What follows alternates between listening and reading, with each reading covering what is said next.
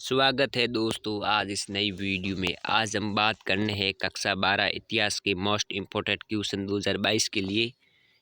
Chapter है यात्रियों के नजरिए, उसके अति लघुत्तरात्मक एवं लघुत्तरात्मक प्रश्नों के उत्तर देखेंगे और ये ब्लूप्रिंट के अनुसार प्रश्न है।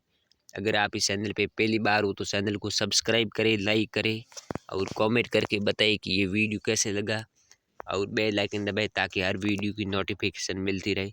तो वीडियो को देर ना करते हुए वीडियो को शुरू करते हैं। प्रश्न पहला है, सिक्की तशक मनुकी कहाँ का निवासी था? इटली। फ्रांसवा बर्नियर ने अपनी प्रमुख कृति को किसके समर्पित किया था? सम्राट लुई 14वें को।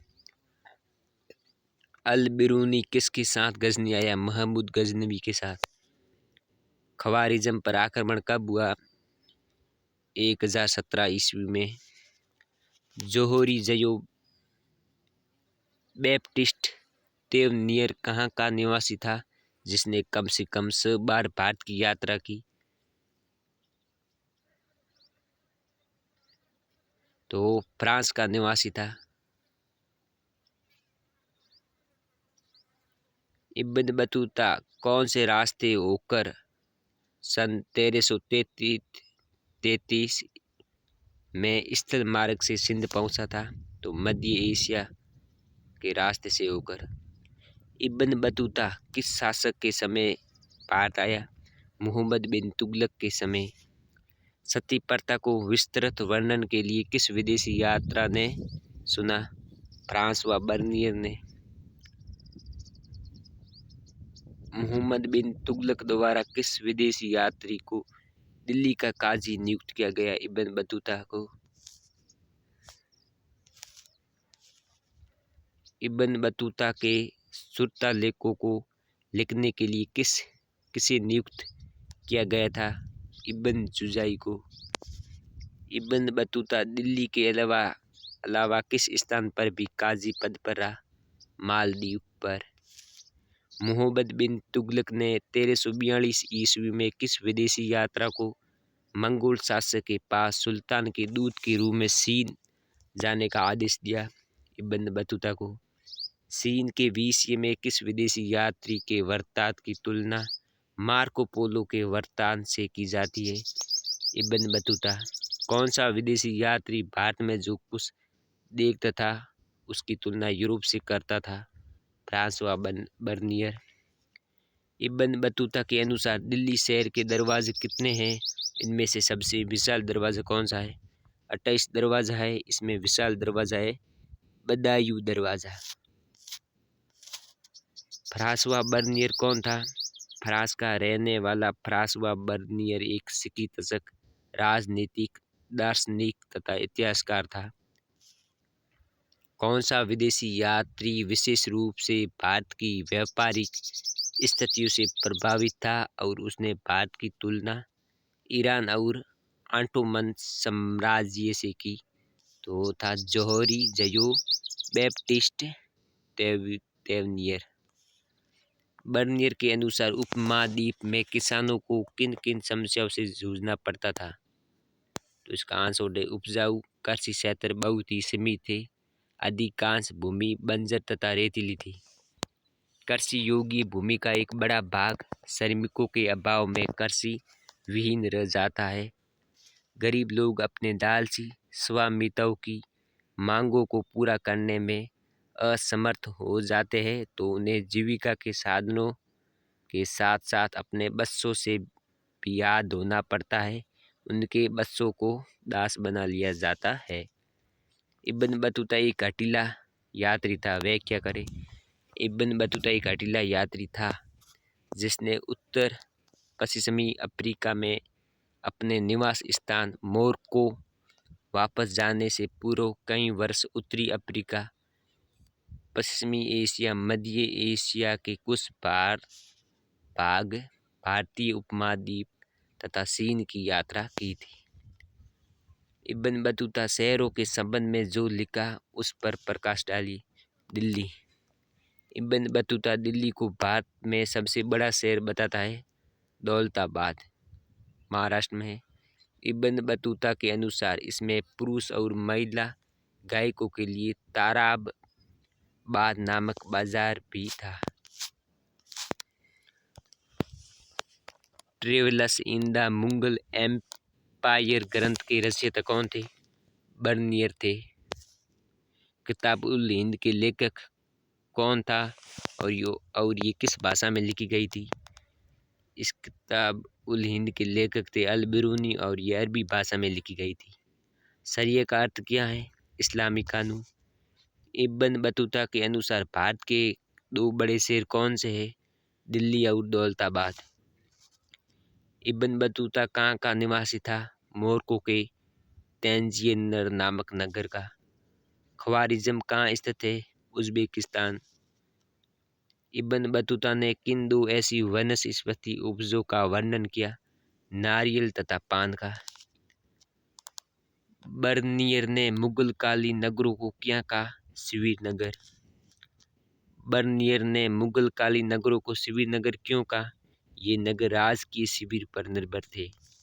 रियल्ला के लेखक कौन थे और ये किस भाषा में लिखा गया था? इसके लेखक इब्न बतूता थे और ये अरबी भाषा में लिखा गया था। अल बिरूनी का जन्म कब और कहाँ हुआ? 973 ईस्वी में ख्वारिज़्म में। इब्न बतूता के पाठक किससे पूरी तरह से अपरिचित थे? तो नारियल से।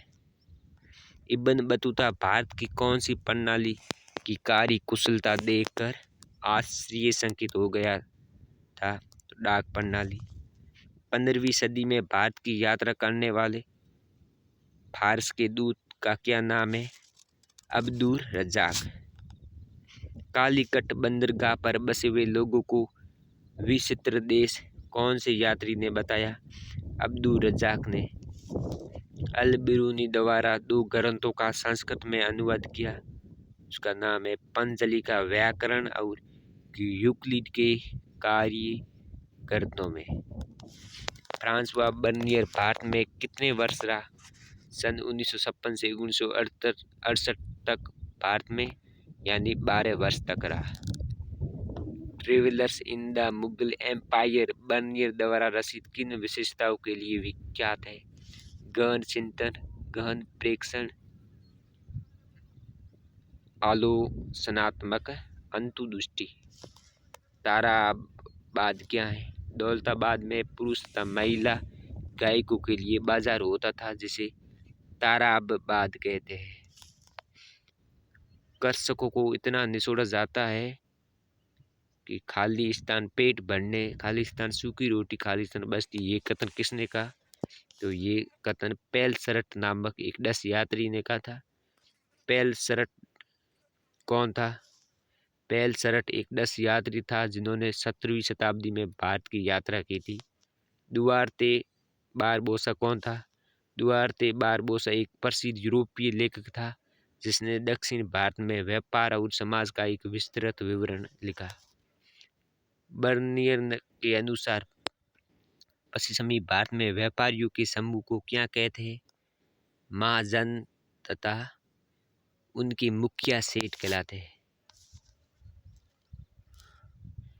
किस यात्री ने सुल्तान मोहम्मद तुगलक को भेंट देने के लिए घोड़े, ऊंट तथा दास खरीदे? इब्न बतूता ने। ख्वारिज़्म पर आक्रमण कब हुआ था? 1017 ईस्वी में। बर्नियर द्वारा भूस्वामित्व का वर्णन करें। भूस्वामित्व के बारे में बर्नियर लिखता है कि यूरोप के विपरीत भारत में निजी भूमि स्वामित्व का अभाव था। मुगल सम्राट सारी भूमि का स्वामी था जो इसे अपने अमीरों के बीच बांट देता था। राजकीय भूस्वामित्व के कारण खेती का या भूधारक अपने बसों को नहीं दे सकते थे, इसलिए वे भूमि में सुधार व निवेश में रुचि नहीं लेते थे। इससे कृषि का मार्ग रुक गया। किताब उल हिंद की विशेषताएं लिखी। ये किताब अरबी भाषा में लिखी गई थी। इसकी भाषा सरल और स्पष्ट है। ये एक विस्तृत ग्रंथ है जो सामाजिक और धार्मिक जीवन, दर्शन, खगोल विज्ञान, कानून आदि विषयों पर लिखी गई है। इसे विषयों के आधार पर 80 अध्यायों में विभाजित किया गया है। इसका सभी अध्याय प्रश्न से शुरू होता है। इब्न बतूता की 2 प्रकार की डाक प्रणालियों के नाम लिखे। तो एक है असव डाक प्रणाली जो अल्लूक के नाम से जानी जाती है, और दूसरी है पैदल डाक प्रणाली जो दावा के नाम से जानी जाती है। बर्नियर ने सती प्रथा के बारे में क्या लिखा? ये एक क्रूर प्रथा थी जिसमें विधवा को अग्नि की भेंट चढ़ा दिया जाता था। विधवा को सती होने के लिए विवश किया जाता था। बाल विधवाओं के प्रति भी लोगों के मन में सहानुभूति नहीं थी। सती होने वाली स्त्री की सीखे भी किसी का दिल नहीं पिघला पाती थी। इस प्रक्रिया में ब्राह्मण तथा घर की बड़ी महिलाएं हिस्सा लेती थी। अल-बिरूनी के अनुसार फारस में समाज किन 4 वर्णों में विभाजित था? इसका आंसर है घुड़सवार तथा शासक वर्ग, भिक्षु, पुरोहित तथा चिकित्सक, खगोल शास्त्री व अन्य वैज्ञानिक, कृषक तथा शिल्पकार। प्रश्न 31, 10वीं से 17वीं शताब्दी में कौन से 3 यात्री भारत यात्रा करने के लिए आए थे? अल-बिरूनी 11वीं शताब्दी में आए थे भारत, इब्न बतूता 17वीं शताब्दी में भारत आया था, और फ्रांसवा बर्नियर 17वीं शताब्दी में भारत आया था। भाषा समझने में आई बाधाएं अल-बिरूनी की क्या थी? भाषा संस्कृत, अरबी व फारसी से इतनी भिन्न थी कि अनुवाद करना आसान नहीं था। धार्मिक व प्रथागत भिन्नता थी, अभिमान था। तो आपको ये वीडियो कैसे लगी? अच्छी लगी तो कमेंट करके बताएं। धन्यवाद, मिलते हैं अगले वीडियो में। Thank you.